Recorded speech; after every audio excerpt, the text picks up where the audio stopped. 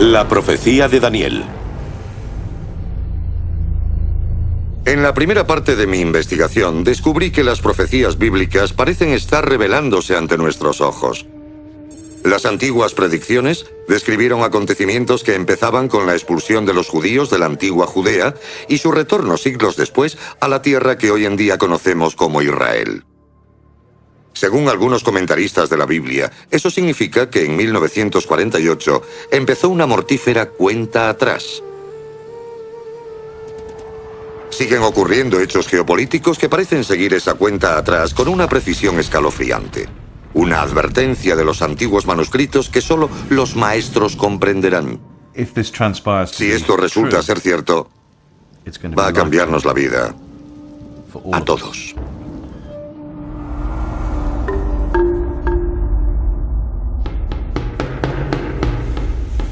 Él, el anticristo, hace que a todos, pequeños y grandes, ricos y pobres, libres y esclavos, se les ponga una marca en la mano derecha o en la frente, de modo que nadie pueda comprar ni vender si no tiene la marca. Apocalipsis 20, versículo 4. Vi también las almas de los decapitados por el testimonio de Jesús y la palabra de Dios, los que no habían adorado a la bestia ni a su imagen y no habían recibido su marca en la frente ni en la mano. Veamos la grabación. Las escrituras hablan de un nuevo tipo de moneda que llegará, según algunos, en forma de una especie de microchip, en la frente o en la mano derecha, y con el que la gente podrá comprar y vender, y no podrá hacerlo si no lo tiene. Cada vez más, las instituciones financieras buscan nuevas tecnologías, intentando encontrar un tipo de moneda que funcione como las tarjetas de crédito, pero sin serlo, para que no sea fácil falsificarla ni se pueda estafar a nadie. Obviamente, la implantación es la dirección en la que va esta tecnología. Sin duda, la siguiente revolución va a ser la nanotecnología. Es la capacidad para crear estructuras que manipulen la materia a nivel atómico y molecular. Podrá manifestarse en diminutos chips. Así que los humanos se convertirán en tecnología andante. La implantación ya se está dando a nivel experimental en los humanos. La tecnología básica ya existe, y el Apocalipsis nos dice que esa será la moneda final, y que nadie podrá comprar ni vender sin ella. Quien controle esa tecnología acabará controlando nuestras vidas. Y es muy probable que al final sea el gobierno el que controle todas esas tecnologías. Ahora ya podemos verlo. Los gobiernos han nacionalizado varias industrias, las mantienen, las regulan, tendrán el control, y esas tecnologías dominarán y controlarán nuestras vidas y podrán usarse con fines inicuos. Es todo un sistema diseñado para convertirnos en una sola identidad oficial. Y la única manera de acceder a ciertos servicios públicos y poder vivir nuestras vidas de una manera normal será utilizando esa especie de identidad asignada para confirmar que somos realmente nosotros. No estamos en contra de ninguna tecnología determinada, pero una vez implantadas esas tecnologías, si no tienes garantías y te descuidas, asumes esa presunción que parecen tener todos los gobiernos y las empresas de que cuando tienes los datos son suyos. Lo que no vemos es que esa información es nuestra. Si es sobre mí, es mía, ¿no? Y si va a hacerle algo o dañar a alguien, será a mí, ¿verdad? Por eso es tan importante que cuando se trata del control, la persona que lo controle debo ser yo. ¿Y usted? Y no un sistema nacional, internacional, que lo abarque todo y diga: bueno, para poder ganarte el pan y comprar esto o lo otro, vas a tener que vivir bajo un estado de vigilancia constante. El pasaporte electrónico con foto y un chip, una antena incrustada detrás de la foto, se lanzó, según dicen, para mejorar la seguridad. Pero hace justo lo contrario. Al gobierno le gusta mucho señalar que 20 o 21 países de la Unión Europea tienen el carnet de identidad.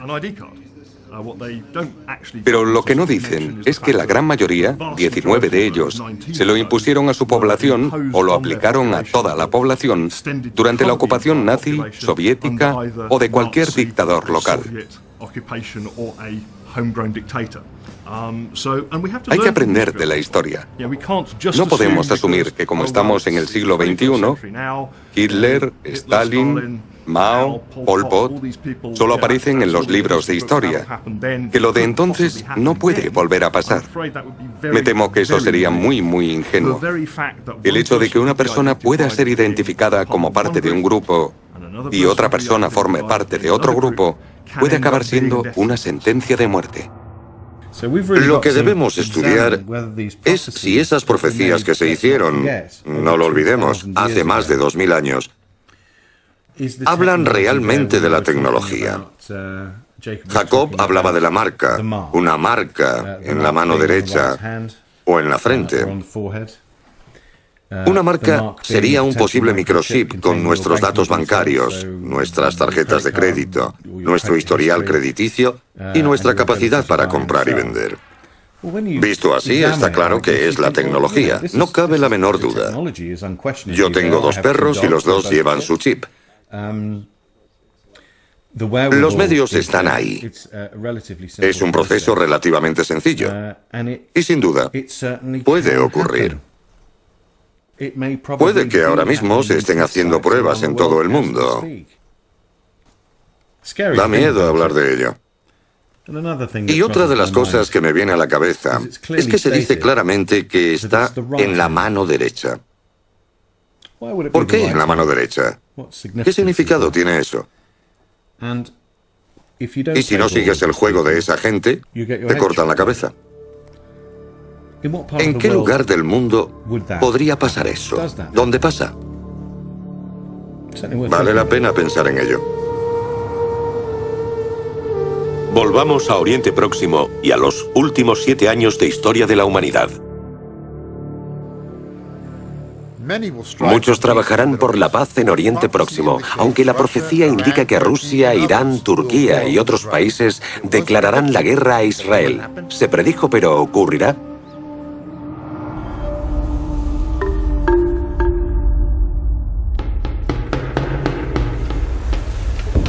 El Apocalipsis y el libro del profeta Daniel hablan de esos últimos 7 años de la historia humana divididos en 2 mitades. Al comienzo de esos 7 años se firmará un tratado con el objetivo de llevar la paz a Oriente Próximo entre Israel y las naciones que le rodean, pero a mitad de ese periodo el llamado Anticristo romperá el tratado. Esa persona llegará e intentará convencer a los judíos de que es una especie de libertador que llevará la paz a Oriente Próximo. Pero no solo engañará a Israel, sino a las naciones. Llegará como un hombre de paz, pero en realidad será un hombre de guerra. Si nos fijamos en la historia de la resolución de los conflictos enconados, suelen ser las personas más radicales, las más inflexibles y rutinarias, a las que cuesta más cambiar, las que al final consiguen la paz. Sobre todo porque son capaces de arrastrar a la mayoría de sus electores. Soy optimista y creo que una persona como Netanyahu puede generar un consenso o mover a Israel en la dirección correcta. Esto no se basa en ningún hecho, porque cualquier persona con la que hablemos de la situación actual será bastante pesimista sobre el resultado, pero las soluciones también pueden venir de la nada. Si Israel quiere sobrevivir, tiene que convertirse en parte de una arquitectura mayor. Y eso tendrá que organizarlo Estados Unidos. Too much blood has been shed. All of us have a responsibility to work for the day when the mothers of Israelis and Palestinians can see their children grow up without fear. When the Holy Land of the 3 great faiths is the place of peace that God intended it to be. ¿Asumirá el reto Estados Unidos o no? Ya lo veremos. Esperamos que las noticias sean buenas, porque si no, creo que será un efecto muy desestabilizador para la región y para el mundo. Pensemos en cuánta gente ha presionado para conseguir tratados de paz que después no han funcionado. Como en Oslo, por ejemplo, Oslo I, Oslo II, Camp David. Ninguno de esos tratados consiguieron lo que prometían, y ninguno será capaz de conseguir lo que promete. Lo peor está por llegar. Daniel también predijo que cuando esos sucesos ocurrieran, veríamos cómo Persia, el actual Irán, se convierte en una amenaza estratégica para la existencia de Israel, cosa que provocará un conflicto terrible. Today, an unprecedented threat to humanity looms large. A radical Iranian regime, armed with nuclear weapons, could bring an end to the era of nuclear peace that the world has enjoyed for the last 65 years. Sí, Ahmadinejad hizo esas afirmaciones, pero no tienen por qué estar relacionadas con el deseo de un holocausto nuclear. Que si creo, a pesar de la retórica que utilizó Ahmadinejad, que será capaz de borrar a Israel de la faz de la tierra, no lo creo. No creo que debamos preocuparnos por eso, la verdad. Pienso que ese ataque con armas nucleares solo ocurrirá si las cosas se descontrolan totalmente. Los israelíes tienen sus armas nucleares, pero no creo que las utilicen primero. Lo harán si se ven envueltos en una situación en la que sea muy difícil no utilizarlas. Si nos encontramos con que Israel entra en guerra con Irán, ¿cómo respondería Irán? Pues lo haría a través de sus infiltrados. Y ahí es cuando tendríamos una catástrofe global. Porque tienen la capacidad, nos guste o no, tienen presencia en prácticamente todos los continentes, en todas las ciudades y puede que incluso en muchas regiones pequeñas del mundo. Lo sabemos, pero será muy difícil demostrar quién está haciendo qué. Pero de repente, en un momento dado, veremos una chispa de actividad terrorista internacional que después será imitada y cuya inspiración vendrá directamente de Irán o estará organizada por Irán. Así que creo que ese es el mayor peligro y es lo que se debe evitar. ¿Por qué Rusia iba a ponerse de acuerdo con Irán cuando la propia Rusia teme lo que Irán representa, el fundamentalismo islámico? No parece tener ningún sentido estratégico ni lógico, a no ser que Rusia vea a Irán como un mecanismo para provocar una inestabilidad en Oriente Próximo que haga poco fiable el petróleo árabe y aumentar así el valor del petróleo ruso. El gas natural, convirtiendo a Rusia en la nueva Arabia Saudí. Esa es una posible explicación para algunas personas. Da igual la explicación que queramos darle a ese comportamiento ilógico de Rusia de armar a Irán y proporcionarle cierta tecnología. Una cosa está clara. Ezequiel nos dijo que Rusia, Turquía y seguramente las naciones de la antigua Asia Central soviética se unirán en una especie de confederación militar con Irán para invadir Israel, pero fallará por la intervención divina que en parte incluiría desastres naturales. Hasta ahora, Rusia ha utilizado a Irán en muchos sentidos. Rusia la ha ayudado a desarrollar su programa nuclear. Los iraníes son claramente islámicos. Son una revolución islámica. Y por lo tanto tienen un peligroso papel que desempeñar como ejemplo para los estados de Asia Central, donde también hay una gran población musulmana que amenaza la integridad territorial de Rusia. Sin embargo, en cuanto a relación estratégica, Irán tiene petróleo. Irán es un protagonista importante en la región. Hay una posibilidad de que Rusia tenga un papel importante si desarrolla una relación con Irán. Así que intenta distanciarse de Estados Unidos, que por supuesto tiene una relación muy estrecha con Israel. Eso significa que los rusos y los israelíes nunca estarán de acuerdo. ¿Y qué hay de Turquía, tanto tiempo aliada de Israel? ¿Turquía como posible enemigo? Sí, es posible. Turquía es uno de los pocos estados que ha sido amigo de Israel dentro del mundo musulmán. Si pierde a Turquía, Israel estará mucho más aislado. Turquía firmó un acuerdo con Rusia para construir una central nuclear de 20.000 millones de dólares con 4,8 gigavatios en Turquía. Rusia aportará la tecnología y se quedaría con el 51% de las acciones del consorcio. Imagínese lo que eso significa para la región. Turquía tiene poder. Tiene el poder de crear una gran paz en la región a través de sus empresas económicas y de la visión de Davutoglu, su actual ministro de Exteriores. Pero igualmente, ese poder podría utilizarse para lo contrario. Podría ser un catalizador para la guerra. Así que las profecías parecen bastante certeras. Es espeluznante. ¿Será todo una coincidencia? Yo creo que no. No sé ustedes. La constelación de sucesos globales está casi completada. Las predicciones son una señal clara y visible. Bueno, vayamos al siguiente capítulo.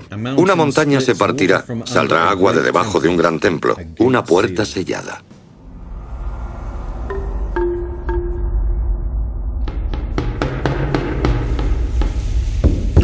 Aquel día se plantarán sus pies sobre el monte de los olivos, al este de Jerusalén.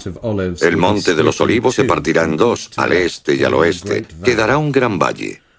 Aquel día brotarán aguas vivas de Jerusalén. La mitad irá al mar oriental, la otra mitad al occidental. El profeta hebreo Isaías dijo que el retorno del Mesías empezaría en el sur de Jordania, cerca de la ciudad fortaleza de Petra. Pero el Mesías se elevaría en el Monte de los Olivos. Y eso es exactamente lo que dice el Nuevo Testamento. Jesús ascendió desde el Monte de los Olivos y volverá del mismo modo y al mismo lugar. Y el Monte de los Olivos se abrirá seguramente por la pared donde se sabe que hay una fisura.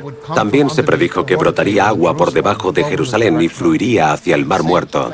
Me llamo Asher Al-Sul y llevo trabajando en la ciudad de David desde hace casi 10 años. Soy arqueólogo formado en la Universidad Hebrea de Jerusalén. Israel está situado sobre la falla sirio-africana, la falla geológica que separa Europa de África. Los terremotos han afectado a esta región desde la antigüedad. Los profetas hablan de que al final de los tiempos, un terremoto partirá el Monte de los Olivos por la mitad, y que las aguas de Jerusalén, como estas que tenemos debajo, fluirán hacia el Mar Muerto y hacia el Mediterráneo.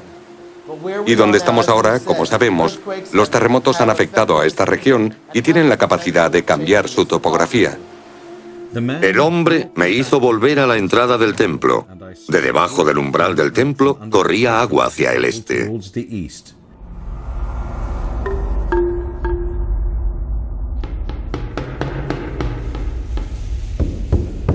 El templo tendrá que reconstruirse y según el Apocalipsis capítulo 11, será digamos un templo tribulacional. Eso tiene que ocurrir, y ahora mismo hay yeshivas, escuelas religiosas judías, ocupándose de resucitar al antiguo sacerdocio levítico. Hay un instituto del templo que está recogiendo, restaurando y diseñando los objetos necesarios para reintroducir el culto levítico. Está ocurriendo mientras hablamos. La Torá nos obliga. Construidme un santuario y moraré entre la gente. Y eso exactamente estamos haciendo. Estamos intentando construir la casa de Dios, el tercer templo, como anunciaron los profetas, todos y cada uno de ellos, porque ese es el mismo centro del libro. Hay que responder a las órdenes, a las obligaciones de la palabra de Dios. Construidme un santuario y yo moraré entre vosotros. Así que empezamos con las cosas principales: la mesa del pan, el altar del incienso, la menora, los instrumentos musicales, las vestiduras del sumo sacerdote. Y poco a poco hemos conseguido reunir más de 70 elementos. Empezamos hace solo 25 años con un grupo pequeño de personas y ahora hay más de 100.000 personas que nos visitan cada año. Hay cientos de miles de personas de todo el mundo que entran en nuestra página web cada día y que intentan formar parte de este piadoso fenómeno histórico.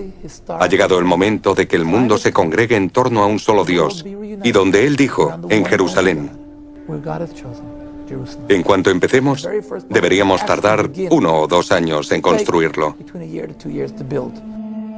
El 21 de mayo de 2009, el fiel movimiento del Monte del Templo presentó al mundo en Jerusalén la piedra angular del templo de 13 toneladas de peso. Luego, el hombre, un ángel, me hizo volver al pórtico exterior del santuario que mira hacia oriente. Estaba cerrado. El Señor me dijo, este pórtico permanecerá cerrado.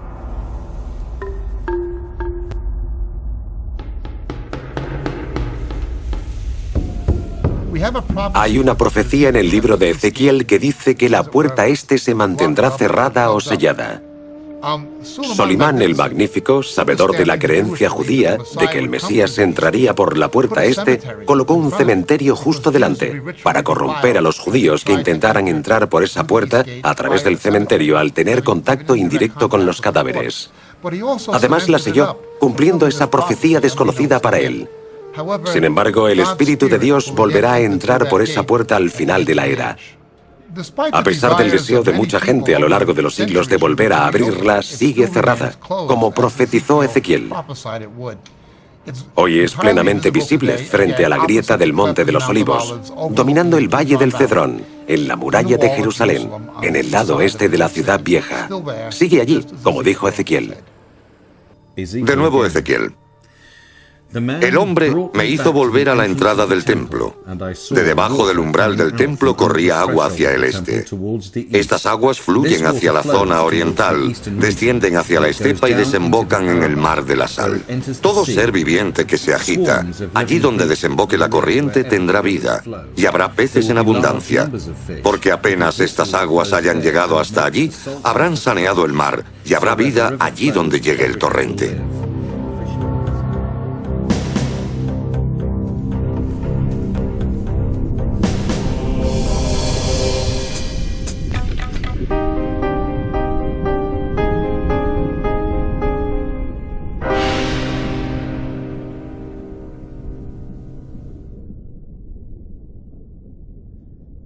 Bien, todo esto aún no ha pasado.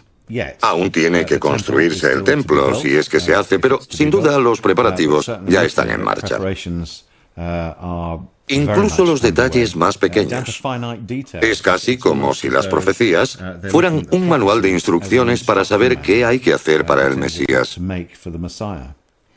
Hemos visto pruebas de que hay agua bajo Jerusalén.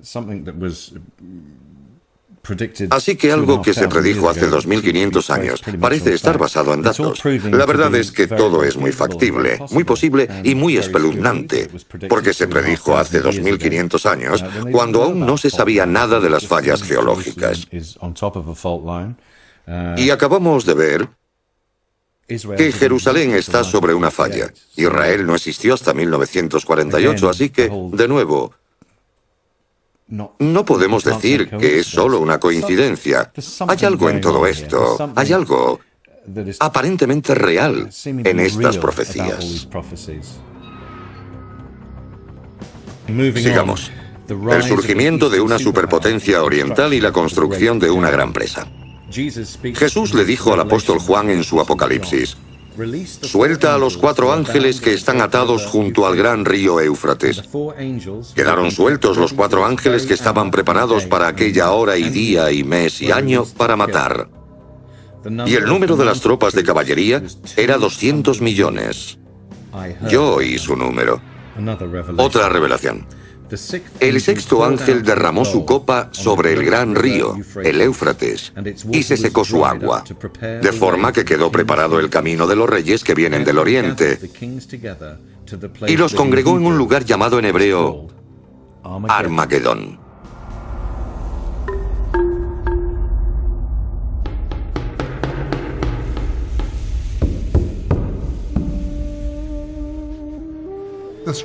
Las escrituras hablan de que los reyes de Oriente invadirán Oriente Próximo. Gengis Khan casi lo intentó, pero nunca lo hizo. No era el momento adecuado.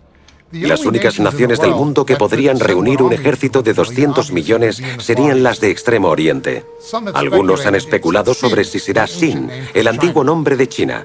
Sea como sea, deberá cruzar el río Éufrates. Ahora mismo hay una presa en Turquía que podría restringir o incluso bloquear la circulación de las aguas hacia el delta mesopotámico, el creciente fértil, el río Éufrates, que podría hacer que esa profecía se cumpliera. China mira cada vez más hacia Oriente Próximo por el petróleo. No quiero decir que vaya a ser China, pero no hay muchas más posibilidades. Y sin duda, por lo que está ocurriendo, está empezando a convertirse en una posibilidad factible. En cuanto a la tecnología, la presa, el Éufrates seco, es increíblemente espeluznante que eso pueda hacerse ahora y que por supuesto que se predijera. No sé, ¿qué les parece? A pesar de los esfuerzos desesperados, el mundo será testigo del mayor holocausto de todos los tiempos. Eso se predijo, pero ¿ocurrirá? Pues aquí estamos, hemos llegado. El Armagedón y el día en que la tierra se parará. Jesús habla en el Apocalipsis 16, versículo 16, y los congregó en un lugar llamado en hebreo Armagedón. Jesús dijo, según Mateo, porque habrá una gran tribulación como jamás ha sucedido desde el principio del mundo hasta hoy, ni la volverá a haber. Y si no se acortan aquellos días, nadie podrá salvarse. Pero en atención a los elegidos, se abreviarán aquellos días.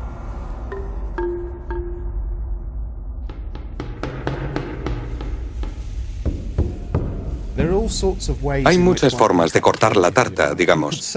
Podemos decir, por ejemplo, que Estados Unidos y Rusia poseen entre los dos el 96 o 97% del arsenal nuclear del mundo. En ese sentido, si tuviera que haber un accidente o algún tipo de guerra y un gran ataque nuclear, seguramente sería entre ellos dos. Aparte de esos estados con armas nucleares, es muy difícil saber quién más. Aunque yo diría que de todos, Pakistán es probablemente el mayor problema. Pero también Israel, al que no he mencionado. Israel tiene una relación muy complicada con sus vecinos y aunque ninguno tiene aún armas nucleares para hacerle frente, y nadie cree tampoco que Israel lance armas nucleares en un futuro cercano, podría crearse una situación conflictiva en cualquier momento que implicara el uso de esas armas. Seguramente será cuando Irán tenga armas nucleares. Y esa relación entre Irán e Israel es la que tendremos que vigilar los próximos años, pues puede ser muy conflictiva.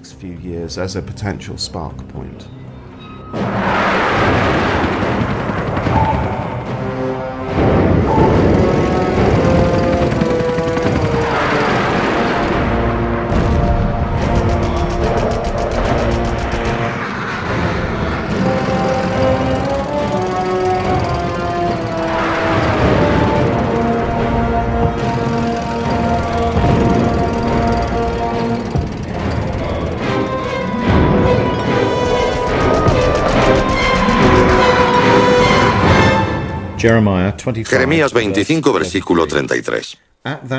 Aquel día habrá víctimas del Señor de un extremo al otro de la tierra. Nadie llorará por ellos ni los enterrará. Serán como estiércol sobre el suelo.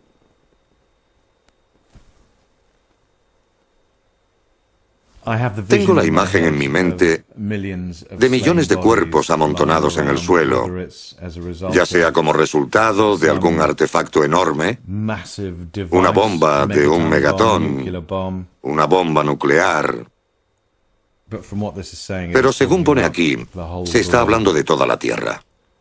Absolutamente aterrador y tristemente posible. Si se utilizaran armas nucleares, ya sea en Oriente Próximo o entre India y Pakistán, o si un arma nuclear explosionara en Londres, Nueva York, París o cualquier ciudad del mundo, habría un cambio radical. Sería como el 11S multiplicado por 100. Y la razón es porque la gente se daría cuenta de la vulnerabilidad de la sociedad moderna. Habría un importante e inmediato descenso de la confianza en la vida urbana. Habría un cambio en el modo en que la gente se relacionaría con los demás a nivel internacional. Y después habría dos opciones importantes. Por un lado, la de que todos necesitáramos armas nucleares para defendernos. Sería lo mismo, pero implicando a todo el mundo. Y habría un deterioro importante de la seguridad y un escenario del tipo Mad Max. O la opción de reconocer que el problema de la amenaza de las armas nucleares son las propias armas nucleares y que hay que multiplicar los esfuerzos para deshacernos de ellas de una vez por todas. Y esa es una opción optimista. Primero se utilizan las armas nucleares y después todo el mundo se da cuenta del peligro. Tendremos que enfrentarnos a esa opción. El propio Jesús nos avisó de que a menos que Él vuelva, ningún humano se salvará. La raza humana se llevará a sí misma hasta la extinción. Tecnológicamente, eso no era posible hasta el siglo XX. Es fácil ver que si hay un conflicto nuclear, aunque solo sea en una zona del mundo, podría desbordarse y afectar a todo el planeta. Eso no fue posible ni estratégica ni tecnológicamente hasta los años 40, pero ahora sí que lo es.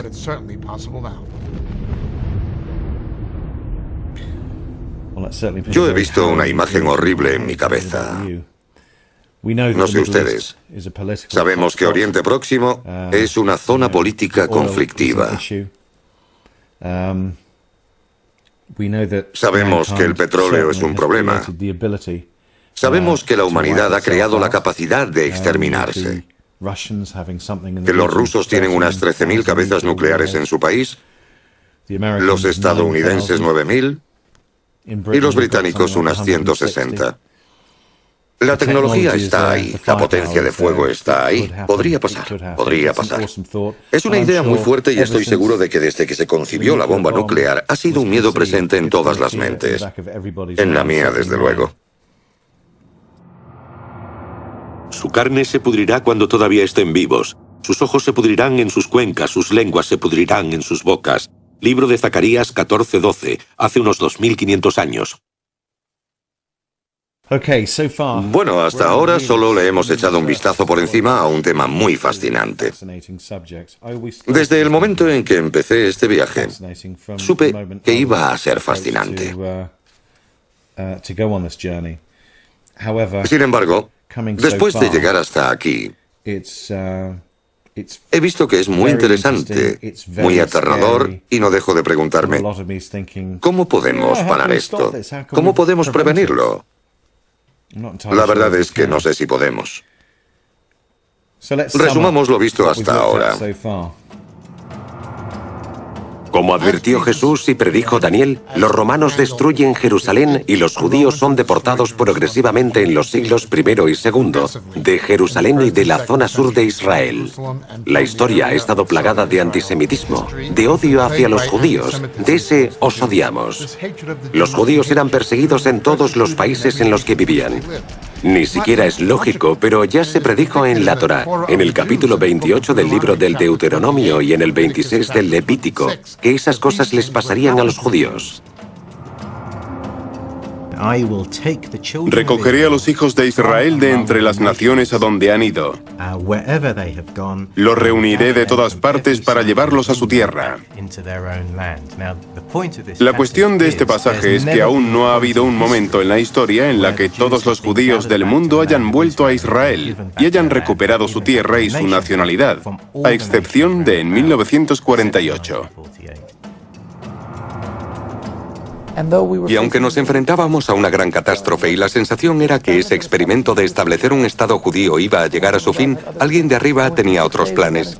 Y en 6 días conseguimos vencer a nuestros enemigos en todas las fronteras y volver a convertir a Jerusalén en la capital del pueblo judío, la capital del Estado de Israel y la capital de Dios en el mundo, como anunció hace 3000 años el rey David.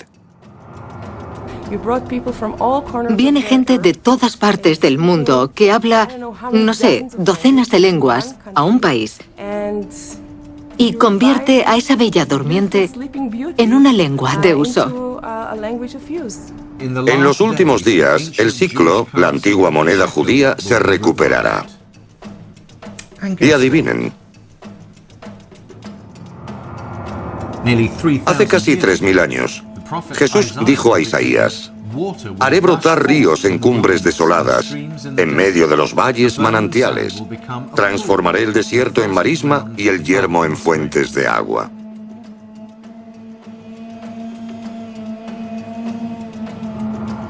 Las primeras personas que vinieron aquí solo vieron agua salada y desierto. Cuando Israel se convirtió en una nación en 1948, hubo un importante programa nacional de reforestación que literalmente cumplía la profecía. Y por supuesto, Israel es la huerta de Oriente Próximo. En ninguna otra parte de la región se encuentra tanta tierra cultivable ganada al desierto.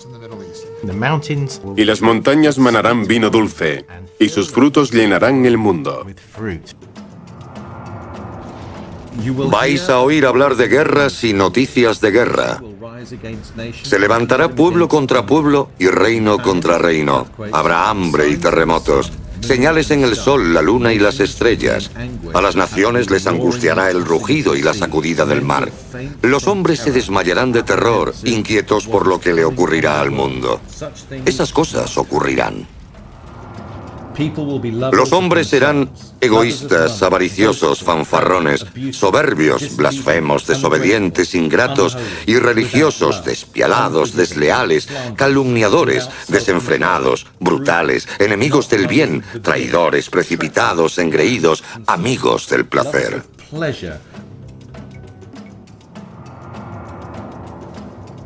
A lo largo de los años, Richard Truss ha visto un aumento en la desviación de gente de las iglesias del auténtico cristianismo. Se han alejado de la verdad bíblica.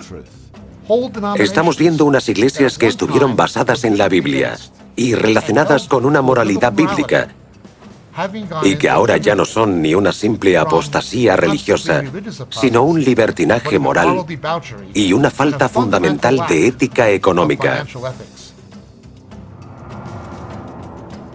Habrá una confluencia de desastres medioambientales, económicos, políticos y estratégicos, la mayoría centrados en Oriente Próximo. En la desesperación, el mundo recurrirá a un líder político y a un líder religioso como una especie de figura redentora.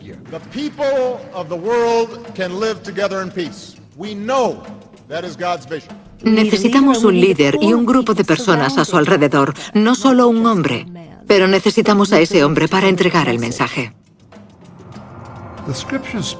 Las escrituras hablan de un nuevo tipo de moneda que llegará, según algunos, en forma de una especie de microchip en la frente o en la mano derecha y con el que la gente podrá comprar y vender. Y no podrá hacerlo si no lo tiene. La tecnología básica ya existe y el Apocalipsis nos dice que esa será la moneda final y que nadie podrá comprar ni vender sin ella. Veremos cómo Persia, el actual Irán, se convierte en una amenaza estratégica para la existencia de Israel. Ezequiel nos dijo que Rusia, Turquía y seguramente las naciones de la antigua Asia Central Soviética se unirán en una especie de confederación militar con Irán para invadir Israel, cosa que provocará un conflicto terrible. Israel está situado sobre la falla sirio-africana, la falla geológica que separa Europa de África. Los profetas hablan de que al final de los tiempos, un terremoto partirá el Monte de los Olivos por la mitad, y que las aguas de Jerusalén, como estas que tenemos debajo, fluirán hacia el Mar Muerto y hacia el Mediterráneo. La Torá nos obliga: construidme un santuario y moraré entre vosotros. Y eso exactamente estamos haciendo. Estamos intentando construir la casa de Dios, el tercer templo.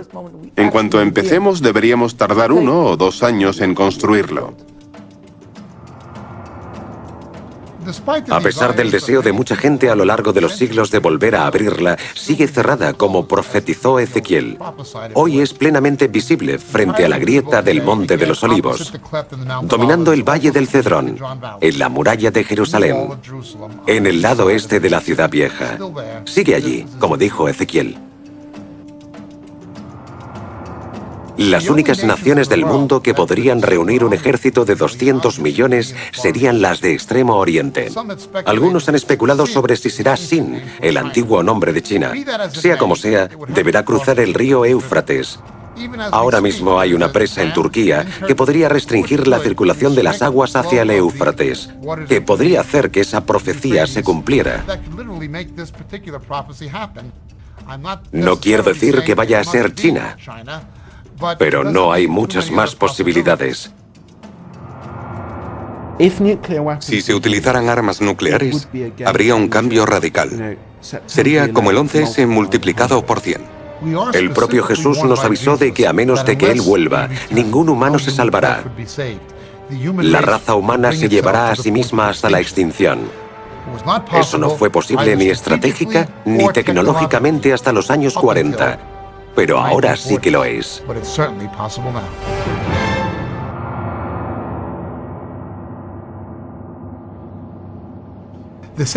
Igual que en tiempos de Daniel, hubo gente que entendió los acontecimientos de esa época, también habrá gente que en los últimos días hará lo mismo.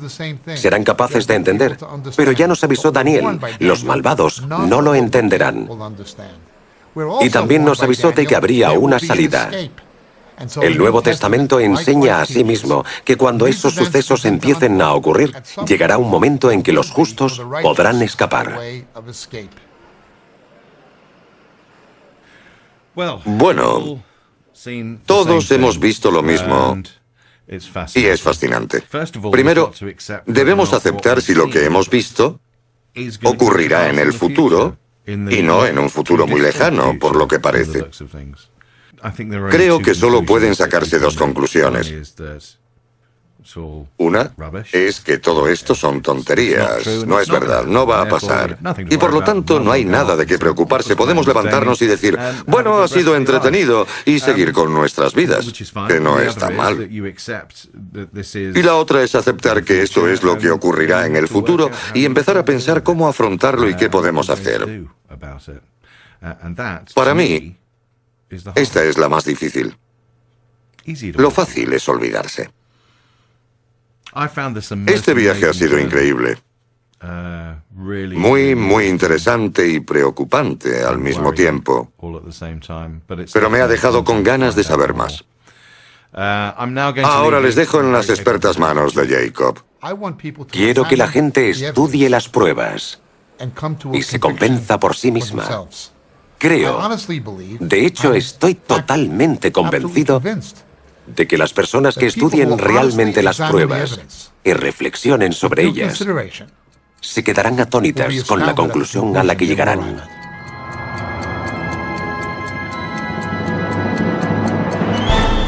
En el momento en que se concluyó este documental hubo más acontecimientos que parecen respaldar las profecías bíblicas.